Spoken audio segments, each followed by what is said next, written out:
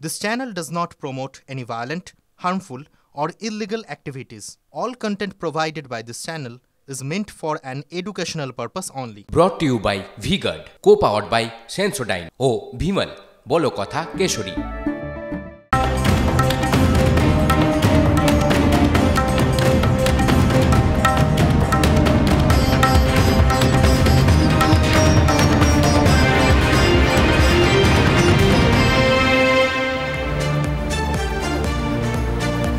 নমস্কার, টিভি9 বাংলায় আপনাদের সকলকে স্বাগত।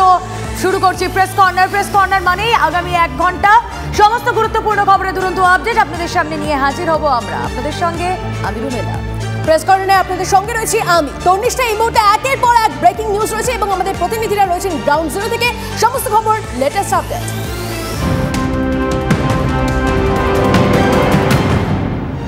এই মুহূর্তে যে গুরুত্বপূর্ণ খবরের দিকে তন্নিষ্ঠা আমাদের নজর রাখতেই হচ্ছে। আমরা নজর রাখবো হাওড়ার দিকে, কারণ সেখানে দুই গোষ্ঠীর মধ্যে সংঘর্ষ চলেছে, গুলি পড়েছে, বোমা।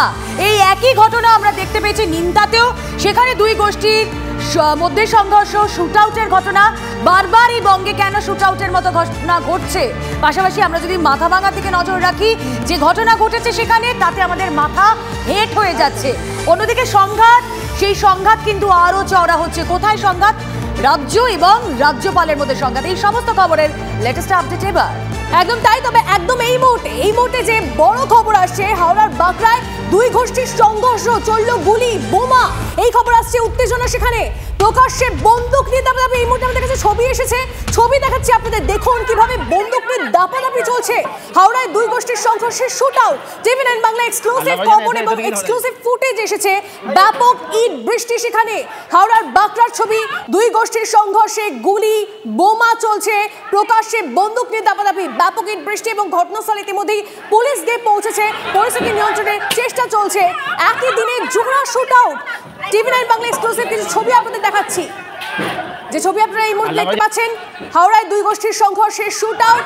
আমাদের প্রতিনিধি আমাদের সঙ্গে রয়েছেন, সুব্রত আমাদের সঙ্গে রয়েছেন। কথা বলবো সুব্রতর সঙ্গে। এই মুহূর্তে লেটেস্ট আপডেটটা জানতে চাইবো, সুব্রত এখন কি চলছে এবং কোন ঘটনা থেকে এই এত পরিস্থিতি এই জায়গায় পৌঁছলো যে গুলি চললো, বোমা পড়লো? দেখো, একেবারেই তোমাকে জানিয়ে রাখি, হাওড়ার বাঁকড়া তদন্ত কেন্দ্রের অন্তর্গত বাঁকড়া মুন্সিরডাঙ্গা শেখপাড়া, সেই শেখপাড়াতেই দুই গোষ্ঠীর মধ্যে ব্যাপক সংঘর্ষ। সকাল থেকেই কিন্তু দফায় দফায় সংঘর্ষ চলেছে এবং তারপরে বেলা বাড়তেই কিন্তু সংঘর্ষ আরো বেড়েছে, উত্তাপ বেড়েছে। ইট বৃষ্টি থেকে শুরু করে বোমা নিক্ষেপ করা হয়েছে এবং দেখা যাচ্ছে যে এক ব্যক্তি বন্দুককে গুলি চালাচ্ছে। কিন্তু এই ভিডিও ভাইরাল হওয়ার পরেই কিন্তু এলাকায় পুলিশ প্রশাসন পুরো ঘিরে ফেলে এবং বাঁকড়া তদন্ত কেন্দ্রের পুলিশের পাশাপাশি ডোমজুর থানার পুলিশও কিন্তু এই এলাকায় এসছে যাতে উত্তেজনা আর না বাড়ে। কিন্তু এখনো পর্যন্ত এই দুই গোষ্ঠীর মধ্যে সংঘর্ষের যে কি কারণ, সেই কারণ কিন্তু এখনো জানা যায়নি। তবে এলাকায় কিন্তু ব্যাপক উত্তেজনা রয়েছে। বৃষ্টির মতো ইট বৃষ্টি হচ্ছে, একদম পুরো বোমাবাজি চলছে, গুলি চলার মতো ঘটনাও ঘটেছে, এমনটাই জানা যাচ্ছে। বেশ বেশ, তুমি পরিস্থিতির দিকে অবশ্যই নজর রাখো। পরবর্তীতে আরো আপডেট তোমার থেকে নেব। আপাতত ধন্যবাদ। আর একই দিনে জোড়া শুট আউট, এবার নজর রাখবো নিমতার দিকে।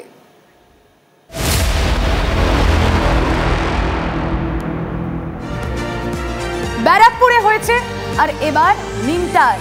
এলাকা দখল ঘিরে দুই প্রতিবেশীর বিবাদ দীর্ঘদিনের, কিন্তু সেই বিবাদের জেরে কি হলো?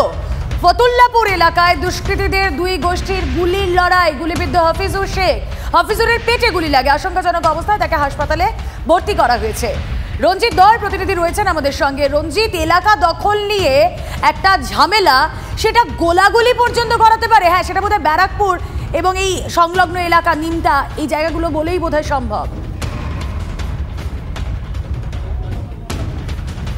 একদমই। দেখো, শহরের উপকণ্ঠে ফের গুলি চালনার ঘটনা, অর্থাৎ শুট আউটের ঘটনা ঘটলো। আর আমরা এই মুহূর্তে দাঁড়িয়ে রয়েছি উত্তর দমদম পৌরসভার 34 নম্বর ওয়ার্ড ফতুল্লাপুর এলাকায়।